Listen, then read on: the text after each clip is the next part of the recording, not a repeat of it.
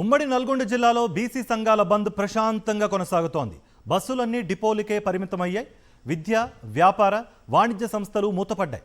42% BC reservation అమలు చేయాలని demand చేస్తున్నారు వారు. మరింత సమాచారం మా ప్రతినిధి పాషం అశోక్ రెడ్డి అందిస్తారు.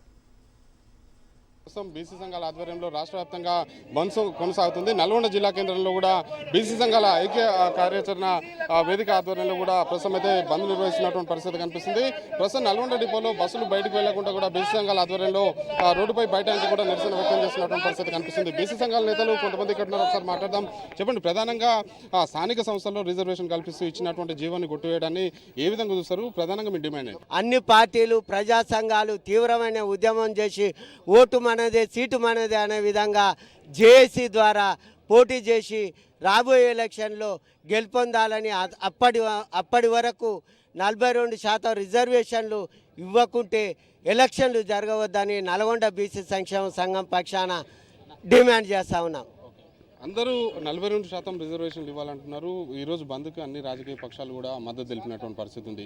రాజకీయ పార్టీలకు సంబంధించి ప్రస్తుతం ఒకరి మీద ఒకరు ఆరోపణలు చేసుకుంటున్నటువంటి నేపథ్యంలో అసలు ఏం జరుగుతుందంటే, పైకి రాజకీయ పార్టీలన్నీ కూడా మద్దతు తెలియజేస్తూ ఉన్నాయి ఈ 42%. యాక్చువల్గా బీసీ లెక్క జనాభా 60% ఉన్నప్పటికీ కూడా ఈ రాష్ట్ర ప్రభుత్వం ఎంతో కులగణన చేసి 42% రిజర్వేషన్ ఇవ్వాలనేటువంటి యొక్క దాన్ని కులగణన చేసి దాన్ని మరి చట్టం చేయాలనేటువంటి ఉద్దేశంతో రాష్ట్రపతికి అదేవిధంగా గవర్నర్ పంపడం జరిగింది. కానీ అక్కడ ఆమోదం కాలేదు.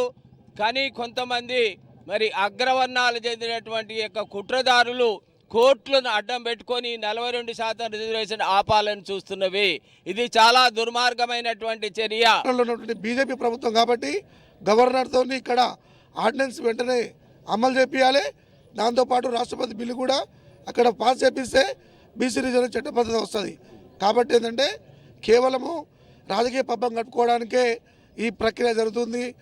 కాంగ్రెస్ పార్టీ బడుగు బలహీన వర్గాల కోసం ఎప్పటికైనా కాదు, ఇప్పటికైనా ఎప్పటికి కూడా ఉంటుందని చెప్పేసి ఈ సందర్భంగా తెలియజేస్తున్నాము. స్థానిక సంస్థలనే కాదు, చట్టసభల్లో కూడా 42% రిజర్వేషన్ అమలు చేయాలి. అదే సమయంలో విద్యా ఉద్యోగ అవకాశాల్లో కూడా 40% రిజర్వేషన్ అమలు చేసే వరకు కూడా ఉద్యమాన్ని తీవ్రస్థాయిలో కొనసాగిస్తాం. తెలంగాణలో సకల జనుల సమ్మె ఏ విధంగా అయితే జరిగిందో బీసీ సంఘాల ఆధ్వర్యంలో కూడా అదే రకమైనటువంటి ఆందోళన కార్యక్రమాలు నిర్వహిస్తాం. 42% రిజర్వేషన్ సాధిస్తామని చెప్పేసి కూడా బీసీ సంఘ నేతలు అయితే తేల్చి చెప్తున్నారు. నేను శ్రీనివాసరావు, పాషం అశోక్ రెడ్డి, సాక్షి టీవీ, నల్గొండ.